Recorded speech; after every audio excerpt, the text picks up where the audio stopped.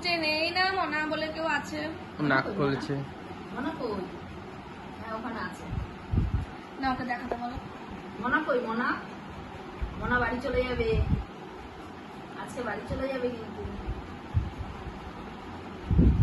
শুনেছিস? মনা কিন্তু বাড়ি চলে যাবে। কই মনা কই? কোথায় মনা কই? ঘুরছে মনে হয়। না রাগ করেছে আমার। বাবা কই রে?